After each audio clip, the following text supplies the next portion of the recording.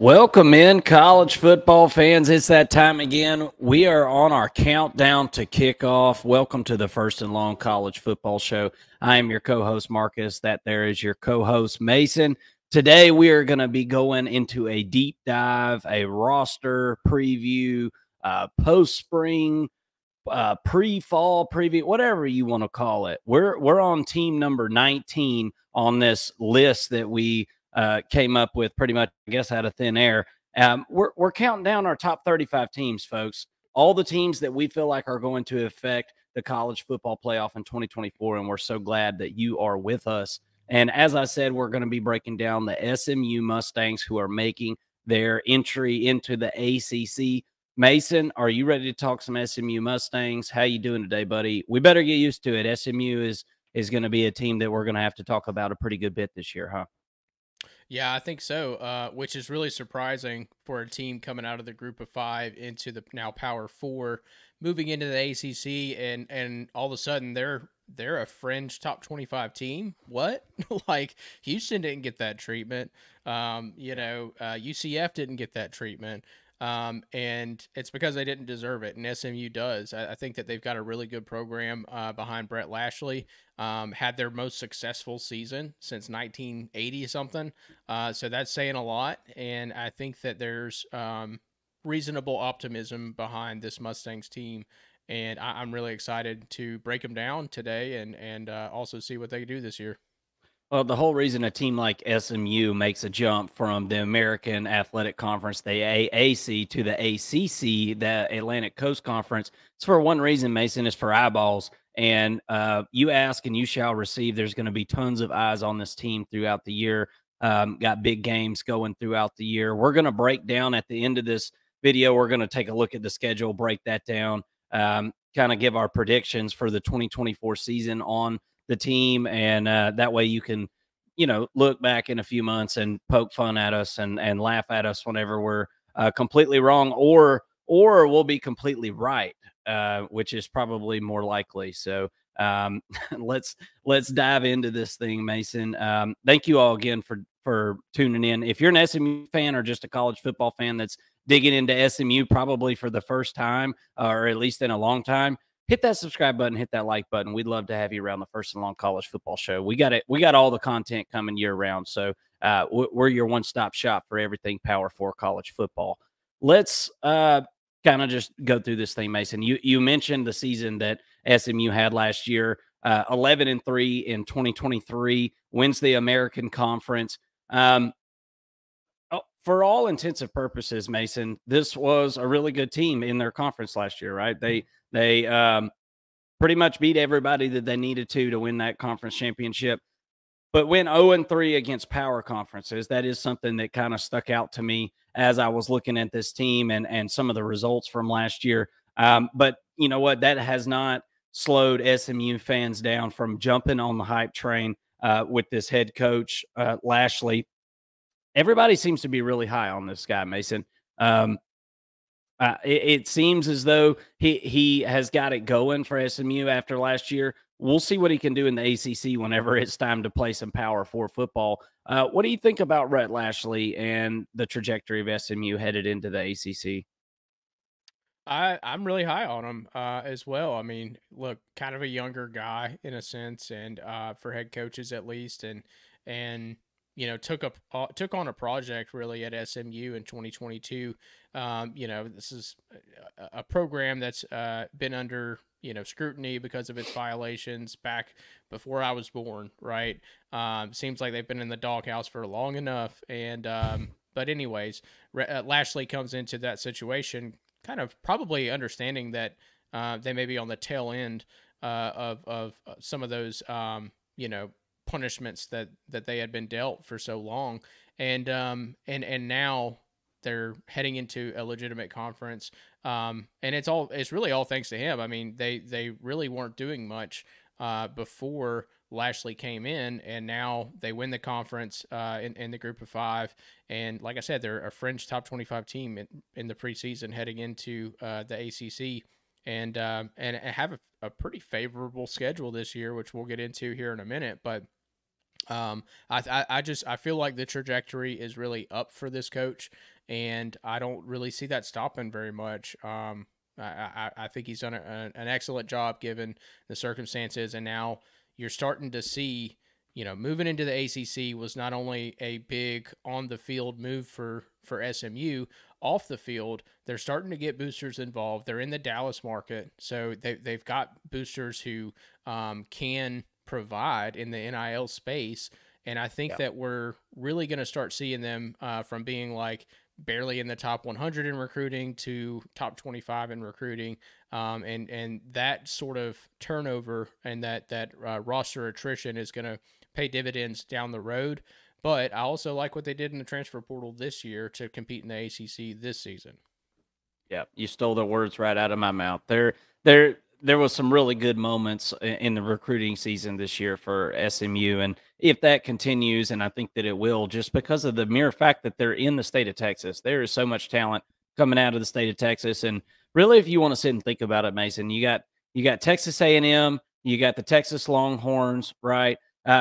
Those are teams that haven't really won national championships or anything lately, but boy, are they talented teams. And if you get a guy like Rhett Lashlee with some talent anywhere somewhat close to that, I think he's going to be able to do more with less. And I think that you're going to be in pretty good shape. For all intents and purposes, the fan base really seems to be behind this guy. And if you are or if you aren't, let me know in the comment section. I'd like to know what you like about Rhett Lashlee, or maybe what you don't like if you're one of those rare birds.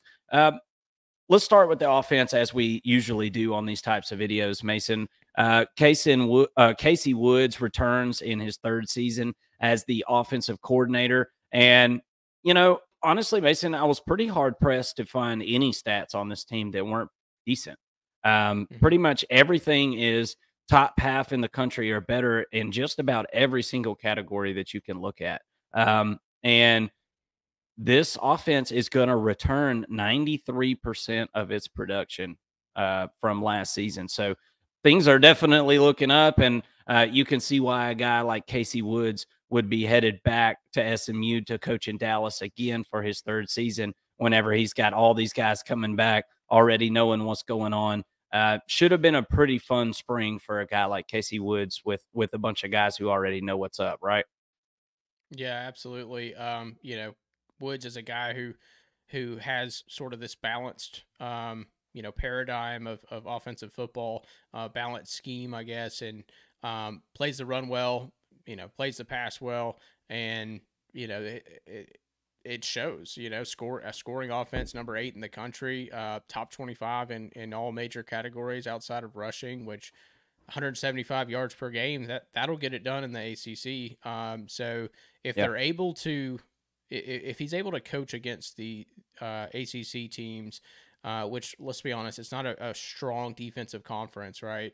I think that if he can match what he did, in the Group of 5 competition in that realm, in the Power 4 competition and realm, then I think that we're in for a treat. Yeah, absolutely. And as I said, with all this returning talent, you've got to feel really good that these numbers, if these numbers increased at all, I mean, you're talking you're talking top 15 in a lot of these aspects, and even top 5 in some of these aspects. So really, really like the shape that this offense looks at this time. Now, look, hey, big step up now in competition, right? The teams, the Power 4, or last year it was Power 5 still, right? We still had the Pac-12, but the Power 5 teams they faced last year, they had a really hard time scoring points. So I'm not, just because you got all this returning talent, I mean, you're playing a whole different game at this point going into I'm an SEC guy. It's like a great Southern pastime to put down the ACC, right? That's kind of like what happens on all the social media platforms and things like that. ACC's weak, blah, blah, blah. There's a reason that their undefeated champ got left out of the playoff last year. So I guess there is an argument to what I'm saying as well. But make no never mind about it. The ACC is a lot better conference than the American Athletic Conference, Mason. you're going to be seeing some defenses that are pretty stout. And we just saw this team play Boston College in the bowl game last year and laid an absolute egg. So I want to take all this with a grain of salt. I think this team did a lot of their beating up on their conference foes last year, which is great. That's great. But when they had an opportunity to show the big boys up, it was kind of easier said than done. Let's jump through this, man. We'll talk about the backfield first. You got Preston Stone coming back, 3,197 yards last year. I think you would like to see the accuracy come up just a bit, just under 60% for the season. But last year was his first full year as a starter. I think that you can probably go ahead and tack on another 5%, 7% to that this year. And I think that would probably be a safe bet. Don't you think, Mason? What do you think about this backfield? Yeah. With Preston Stone, I mean, got his first year under his belt and kind of came. That's a dandy of a first year, right? It's really not bad. I mean, 28 touchdowns, 6 interceptions. Pretty effective with the football. Did what he could to protect it. I feel pretty good about the trajectory of him. And heading into this season, I think it's really important that he's got a lot of the same pieces around him.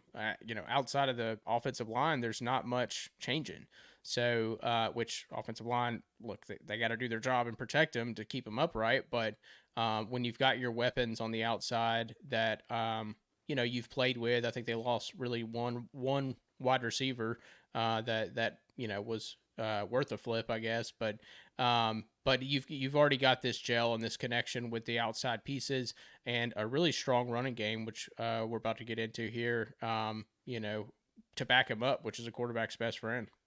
Yeah, absolutely. Speaking of that running back room, you've got Jalen Knighton, L.J. Johnson Jr., Kamar Wheaton. They're all back combined for 1,731 yards and 16 touchdowns in 2023. So, yeah, absolutely. You are 100% coming back with the cylinders loaded, Mason. I mean, and the hammer back. You're ready to drop the hammer day one.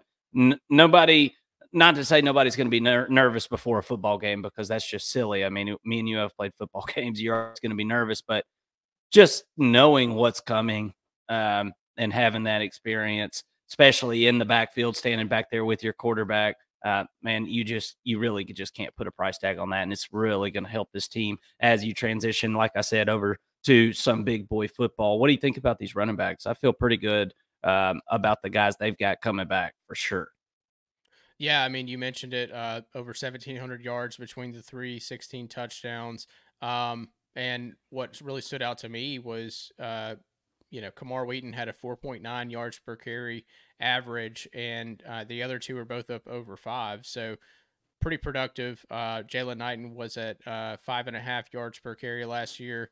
That's pretty productive. That's getting it done right there. And they've got a little bit of a mix there of size, 5'10", 185 for Knighton, a little bit more of a shifty back.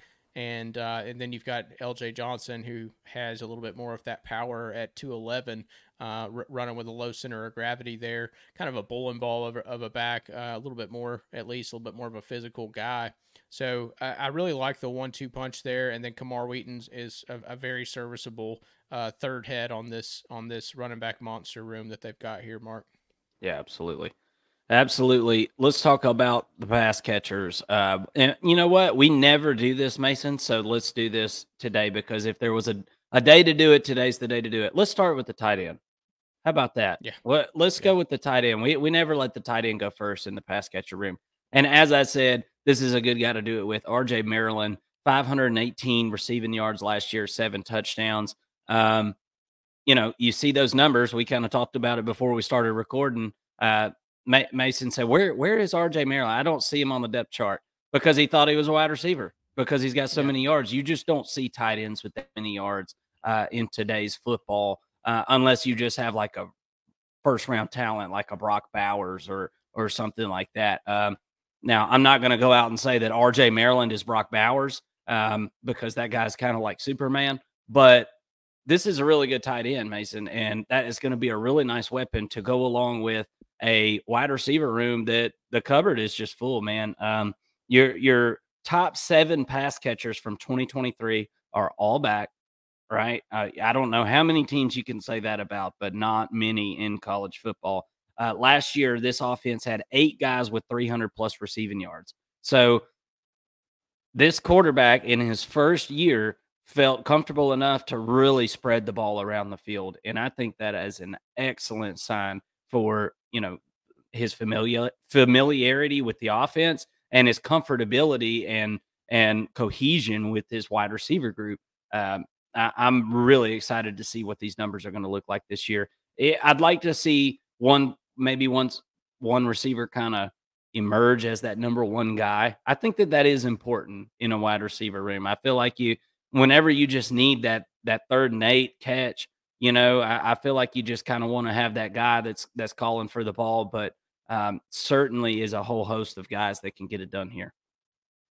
Yeah, absolutely. And what I look at whenever I'm looking for that number one guy who didn't quite emerge last season is someone who maybe had limited catches, and so I look at a guy like Jordan Hudson, just 30 catches last year, but was still able to tally 425 yards and 7 touchdowns. You get that guy more involved, and he emerges as a true number one. And I think he has the potential to be that this year. And then, you talk about a third down threat. Well, tight ends are notorious for being third down threats. So to me, I see RJ Maryland being that guy too, who also only had 30 catches last year, but was able to tally 518 yards on 7 touchdowns. Moving over, I think Jake Bailey was your possession back coming out of the slot there. Just like to see him get some more touchdowns, and I'm sure he'd say the same. Of course, who doesn't want to score, right? But when you're playing that slot position in particular, it gets a little bit tougher. A lot of catches over the middle. You're running into traffic. So if there's a position that's going to lack touchdowns at wide receiver, it's definitely in the slot. But finding ways to get him a little bit more involved down the field, I think, will be pretty important. And then also a guy that's not mentioned here, but Romello Brinson is another guy, just 28 catches last year, but tallied 431 yards. Looks like he's going to play a more prominent role in the depth chart this year in that wide receiving room. But look, ultimately, you've got some good players to work with here. Also bringing in transfers, Brashad Smith from Miami and Ashton Kozart from Oregon. Look, these are some, at least the Oregon transfer is pretty unproven, but he was a former 4-star guy, and I think the talent is going to really get him onto the field early on, and maybe that bona fide guy towards the end of the season and heading into 2025. Yeah, absolutely. This team has went and got guys from big time programs. Lots of guys from Miami, from Georgia, from Oregon, from West Virginia, Oklahoma. Several guys from Oklahoma. When this team goes and gets a transfer, Mason, and it hasn't been from a school smaller than them. It's been from the big boys. Where they're going to go get talented guys, and I feel like that's been really, really impressive because I'm not sure this team is going to necessarily recruit a ton of 4 or 5-star guys. At least not right now. They're trying. They would love to, and I'm not saying it never happened or never will happen, but you get them any way you can these days, and I feel like the team has done a really good job doing that. Let's look at this offensive line. This is probably the part that confused me the most.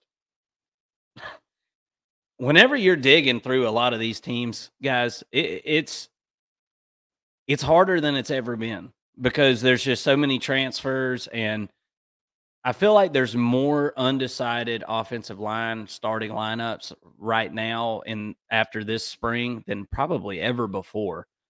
Just because I feel like you got guys coming in the spring, and they're probably going to play a whole lot different in the fall. But from everything that I can gather, this is somewhat what it's going to look like. I've heard Ja'Kai Clark playing some center. I've heard Logan Parr kind of being a backup to Nate Anderson. I've just heard this told 3 or 4 different ways, Mason. I don't know about you, but I went and listened to several different things, and I feel like all the experts are kind of divided on what this offensive starting lineup is going to look like. But if you take a look at this, these 10 guys that are on the screen right here, I'm pretty sure are going to be your ones and your twos. Might be a little mixed up. Some of the guys on the rotation spot might be actually starting day one, vice versa. But I'm pretty sure these are going to be most of your guys that are going to be your starters and rotational pieces. 4 out of 5 are, you got 4 out of 5 guys that are returning with some starts, some experience. Your center walks away, hits the transfer portal. I think that's the biggest hit that this offensive line took since from last season. This is an area that can grow a little bit and help these running backs out. I'm looking for a little bit of growth this season. Am I wrong in saying that I feel like this line is being kind of jumbled up to figure out how to get the best 5 players out there at the same time? I know everybody's probably trying to do that to some extent, but this team really seems like they're trying different combinations here. Yeah, absolutely. And it's not it's not atypical to see teams do this on the offensive line in particular. From spring camp to fall camp, you're really playing with what you've got, because this is a group that is prone to injuries. Look, 5 players on the offensive line. You've got to have depth behind those 5 position groups. It makes up almost half the team on the offense, and so it makes sense to have at least 10 that you can go out and play. And so from that aspect, I think it's pretty promising for this team, because you do have so many guys who are in the fold and who are competing and getting better, up until the season starts. We probably won't know until they line up for the first snap of the season what the coaches are truly thinking. And, I mean, if these players are good enough, you may see some changes as the season goes on. And that's not necessarily such a bad thing, but what I do know about this group is that they were pretty dang good last year as a unit.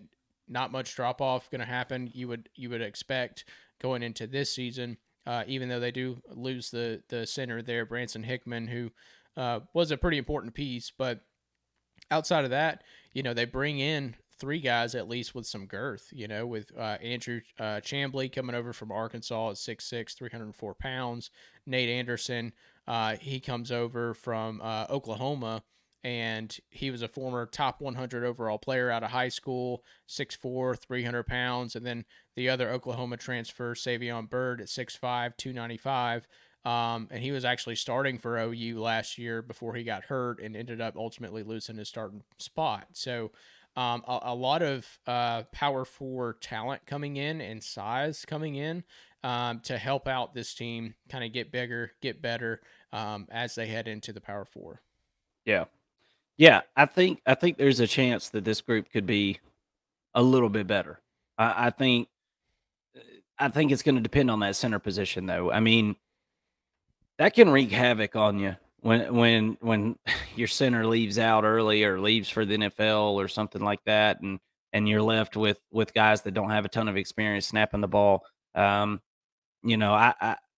we'll see what happens. It'll be interesting to see. Let's jump over to defense, Mason. Scott Simons comes in for his 3rd season as defensive coordinator. And, we thought the offensive rankings were impressive, but, man, these are pretty daggum impressive. And if you take away last year's loss to TCU, which I believe they lost 34-17, I mean, you take away that game where they give up 34 points, I mean, this average is probably coming even further down, right? Points per game, and you're probably close to top 5.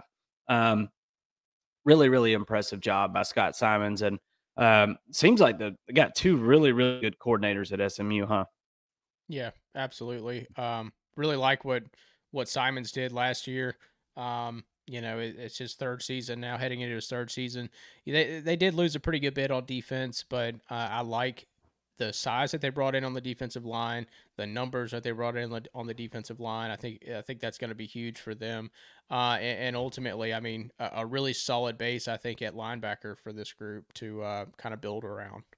Yeah, let's elaborate on that defensive line a little bit. You bring back Elijah Roberts, which was your sack leader last year. Leader in a lot of ways, really. This guy is a wrecking ball, and what a nice piece to be able to bring back. But you talked about the host of transfers that were brought in, and most of that was at defensive tackle. So you've got Corey Roberson Jr. Coming back, and he's going to rotate with a host of transfers. As I said, Mike Lockhart comes over from West Virginia. Anthony Booker comes over from Arkansas. Jonathan Jefferson over from Georgia. And then at defensive end, you bring in transfers Amari Arbor from Ohio State, and Jafari Harvey comes over from Miami. So it seems like this team did a really good job addressing their needs where they needed to. They knew they were going to need some defensive players after some important guys left last year. And I think they answered the bell. We'll just kind of have to see how this group meshes together. But for all intents and purposes, I feel really good about the edge, the edge spots here. We'll see about the tackle spot. I mean, look, tackles don't grow on trees, okay? And they did a good job going and getting the bodies. They're pretty decent sized guys, right? But we're just going to have to kind of see what comes to fruition with the center of that defensive line. But for all intents and purposes, I think this is going to be a decent line, and I don't think it's really too awful much to worry about. Do you, Mason? No, I mean, like I said earlier, you bring in talented guys from the Power Four, an Arkansas transfer, Ohio State transfer, West Virginia, UGA, Miami. All these guys are coming into really, and a lot of them have legitimate experience in the Power Four, and so they're bringing over a different mentality to this group and some confidence, that's going to rub off on this group. I think once they get in game and kind of change the mental aspect of this team going into these games and add a calming sense to this team. But ultimately, look, all that's all heady stuff. When we're playing football, it's about being physical, and I like the size that they brought in. That's where I think you're going to see the biggest difference on this defensive line is getting that size in at the defensive tackle and nose tackle positions to eat blocks, right? If you've got a nose tackle that can take on 2 blocks, well, now Elijah Roberts is wide open and free to rush the passer, and all he's got to do is beat one guy. And so, you kind of eliminate the option for an Elijah Roberts to get double teamed when you've got a guy like Anthony Booker coming in who can I think he's going to be able to eat some space there, be a space eater there in the middle, as well as Mike Lockhart and Jonathan Jefferson, who, look, we've seen Jonathan Jefferson play. We're Georgia guys. We've seen him, more than any other player on this roster, and he's a serviceable defensive tackle, and I think he's gonna do pretty well in the ACC this year. Just a guy who got buried on a depth chart at a really good school in Georgia. So, but ultimately, I like the size that they bring into the middle. I think Isaiah Smith is going to get some more snaps this year. He was pretty productive when he was on the field. So seeing him get more opportunities, I think you're going to have a pretty good little bit of a pass rush threat between him and Elijah Roberts, both coming off the edge. I really like the pieces and how they're kind of fitting into place for this defense. Yeah, I'm interested to see kind of how this 4-2-5 system works, in the ACC and with this roster. I'd be lying if I said I was some kind of X's and O's genius or something. That's not what I do. That's not really what we do here on the First and Long College Football Show. We got your basic knowledge. I mean, we know ball, but I'm just interested to see how that style and how this lineup ends up meshing against this ACC, the offenses that we're going to see this year. Going to be very, very, very interesting stuff. Your linebackers, you bring back a couple of really good ones. I'm a little concerned about depth. Is that, I mean, you bring in a transfer from Utah. I like the two guys you got. I hope none of them get hurt, right? Yeah, That yeah, that's kinda where I'm at with this. What do you think? yeah. I agree. I mean, if you're gonna have a position group that is lacking depth, it's in a 4-2-5 defense. Your two middle linebackers, you're only talking about two positions on the field. So if there was a group that could be skinny, it is at middle linebacker. So you know, I mean, take that for what it is, I guess. You've got some inexperienced guys behind these two with Alexander Kilgore and Brandon Mayazona. Um, they're both true sophomores this year. Didn't see a ton of playing time last year, but look, if these two are healthy, if you've got Ahmad Walker and you've got Kobe Yeah. Wilson, they led the team in tackles, which middle linebackers should. And I think you've got two really really good players. They're not, the way that they run this 4-2-5, right? The way that it's set up is um, if you get the pressure up front with the first four defensive linemen, your two middle linebackers aren't going to be asked to blitz a ton, right? They want them to kind of be that second level, a true second level, play the space, play the flats a little bit, and kind of just read the offense and know what's going on. So if you're getting pressure up front, you kind of mask that whole position group for the most part, and I think that's kind of a big if, but ultimately, you've got this front six that I think is going to be really good, and the middle linebackers, if like you said, if these two are in, we're in a good position as a team. But if one of them goes down, you're going to see a lot more passes over the middle and things like that. They're going to get exposed a little bit, but Yeah. the starting two, I feel pretty good about. Yeah, and the front four, those guys are just gonna have to win. I mean, Yeah. that's really what this I feel like that's kinda what this system boils down to, and I know a lot of times you're gonna have, some safety help coming down and things like that on run plays and all that. I get that, but this system, it seems like these front four guys are gonna have to win against some big offensive linemen this year, and we're gonna have to see if they can win. This defense is gonna be really good again. It's gonna be real, real good again. Let's jump over to the secondary. The Mustangs return solid pieces in the secondary. Safeties Isaiah Nwakobia. Yeah, I butchered that. Jonathan McGill, Ahmad Moses. Those guys finished top 5 on team in tackles, combining for 162. No, not Quobia. I'm going to learn how to say that probably by the end of the year. I think it's the N. You pronounce it in Wachovia. In Wachovia. All Yeah, right. I'm pretty sure Luckily, that's we've right. got Mason here, folks. Look, I took an African studies group in college one time, and they told us how to pronounce those names. So that's all. You are cultured as hell. I mean, you are As just you are cultured as hell, dude. That's what we do in Georgia, a bunch of cultured folks. Um, he was the only player on SMU's roster last season that had multiple interceptions. He had 4 of them, and he returned a couple of them for touchdowns. You got some good pieces coming back. You bring in some guys after Charles Woods departs. You got Deuce Harmon coming in from Texas A&M. He was a decent player, didn't play a ton, but 7 passes defended and a pick. That's pretty daggum good. And key returners include secondary cornerback Jahari Rogers and nickel Kale Sanders. This was a good secondary last year. I feel like you returned some good pieces. Why can't they be good again, right, Mason? Yeah, you mentioned it, but this safety group, I think overall is what's most impressive. I think it's what stands out the most. In Wachovia, 4 interceptions last season, 2 pick sixes. I mean, the guy was just an absolute playmaker out there playing center field. And then then you've got McGill, who also had 7 pass breakups and an interception, 47 tackles, really playing downfield a lot, and that's that free safety position that we're talking about maybe stepping up and helping in the run game a little bit more. I'm a little bit I'm kind of questioning the cornerback room a little bit.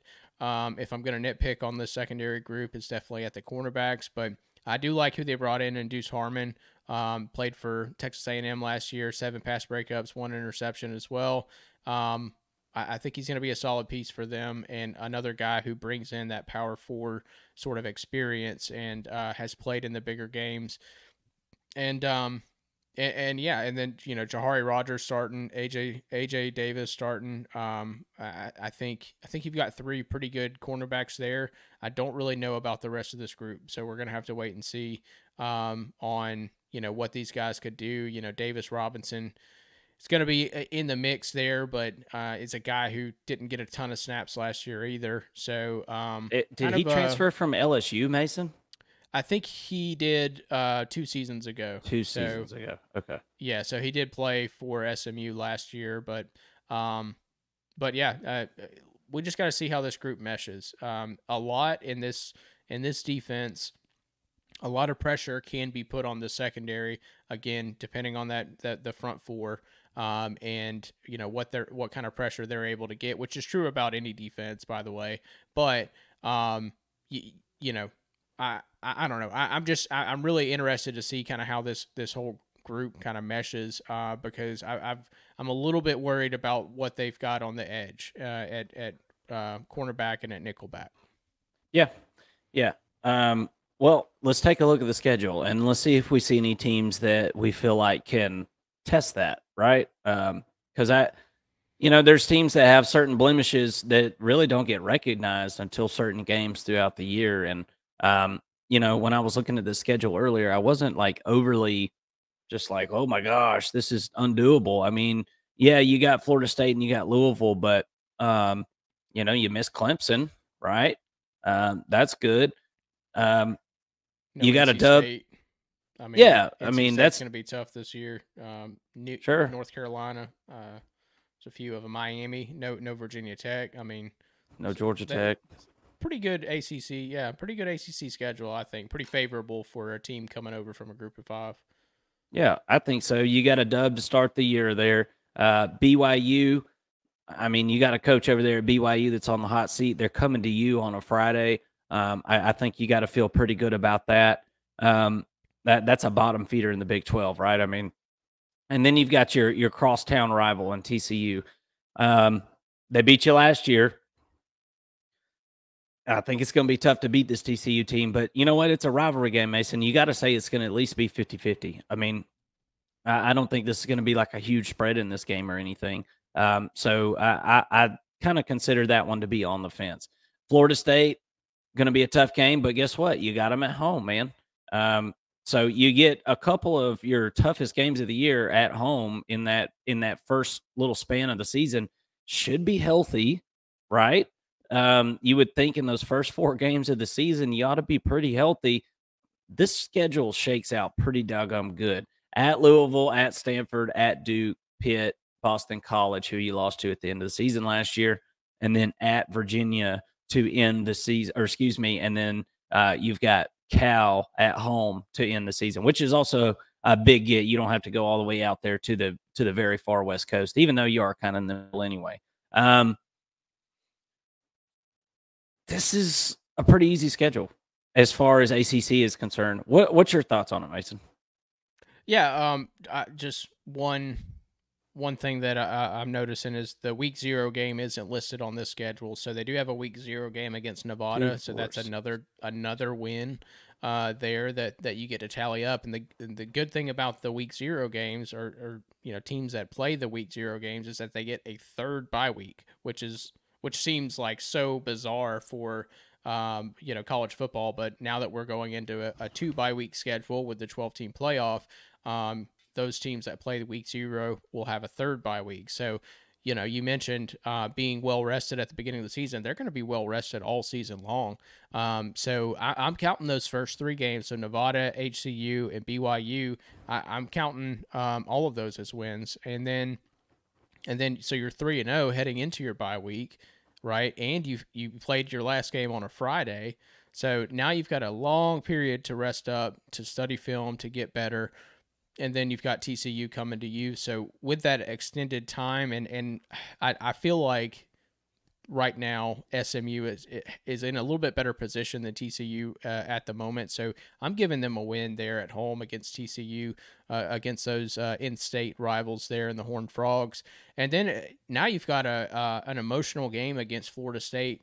They're coming to you. That look, I have them picked to lose this game, but Florida State is a team that is also.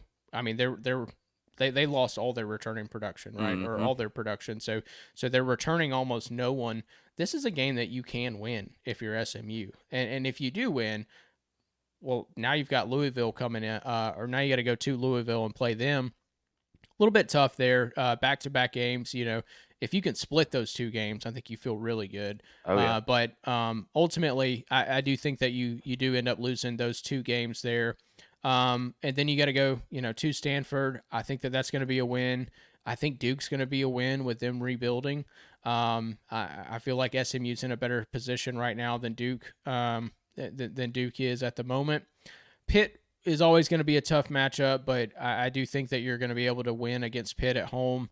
Boston College, you get a little bit of a revenge game out of them. They have to come to you and play, so that's another win for me. And then at Virginia, I think is a tough matchup.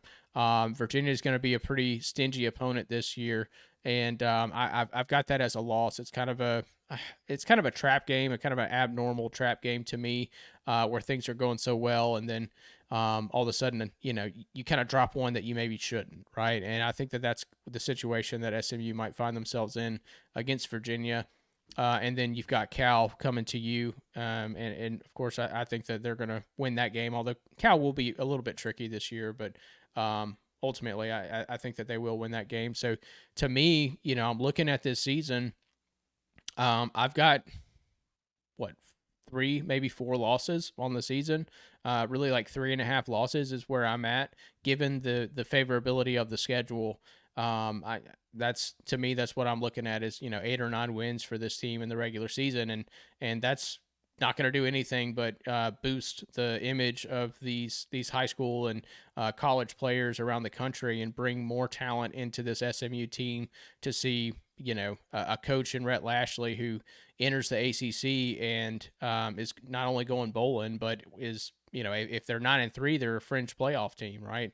So you're looking at bringing in a ton of recruits, heading into 2025, and ultimately, I think that with 8 or 9 wins, the trajectory is just going to keep skyrocketing for this Mustang team. Yeah. As far as my prediction goes, I'm going to predict losses at versus TCU, Florida State, Louisville, and I think you might be able to get away with only those 3 losses. A lot of teams, though, lose a game they're not supposed to, though, and it's really, that's the hardest game to always pinpoint. And, you just lost to Boston College just a few months ago. I don't know that that'll be the case. They'll be kind of rebuilding. My thing is with TCU, I feel like we haven't done a TCU breakdown yet. So I'm not fully I don't have my TCU knife sharpened here. Like, I don't know exactly what I'm talking about with them. But my whole point is TCU beat them 34-17 last year. And TCU's got to be better. They can't be worse than they were last year. I've got to figure that they're going to be better. So that's, and not to mention it is a rivalry game. So, you kind of take that latter part of that with it being a rivalry game and you're thinking, well, then it's a 50-50 game. And I certainly think that it is that. Florida State, I think, is going to be kind of tough. Yet again, like you said, Mason, we don't know. If you can just get one of those 3 games right there, I think you're safely 9-3. You might be 10-2. And depending on who your losses are to, I mean, a TCU loss, that's not a conference loss, right? So if you're going to lose to any of those 3, I mean, I know you don't want to lose to your crosstown rival, but that's the one that counts the least in my book, because if you can go get a conference championship, you're in, right? And that's got to be the goal for this SMU squad going into 2024. You got anything else on these guys before we close it out, Mason? Yeah, I mean, I just want to say, looking at this schedule, SMU should compete in every game. And that's like a really big deal to come into the ACC and to come into the Power Four and be competitive in every single game. Like there's not one game that I look at and I say, you know, they're definitely going to lose that game, right? And if there was a Clemson, I'd probably say that, you know. So favorability of the schedule kind of matters, but also it's a testament to where this team is at the moment, which is just extremely impressive for a Group of 5 program coming over to the ACC. Absolutely. SMU fans, thank you so much for tuning in. And all you college football fans, if you're just checking out the fresh meat in the ACC, we thank you for tuning into the First and Long College Football Show. Hit the subscribe button, hit the like button. We've got content coming all year long. We're going to have live shows throughout the season. We'll have our game predictions. We have a betting show that we do every week because we like to gamble a little bit on the games. We're going to have reactions on Saturday nights / Sunday mornings. It's going to be absolutely a ball. 2024 is going to be a ball in itself with the new playoff. You don't want to miss a thing. So hit that subscribe button, hit the like button, come join our comment section. Let us know what you think TCU, what their record's going to be, or excuse me, how dare me, SMU, what your record is going to be in 2024. We'd love to hear from you. We're real responsive in the comment section. Everybody have a great day, and we'll see you soon for football season, baby.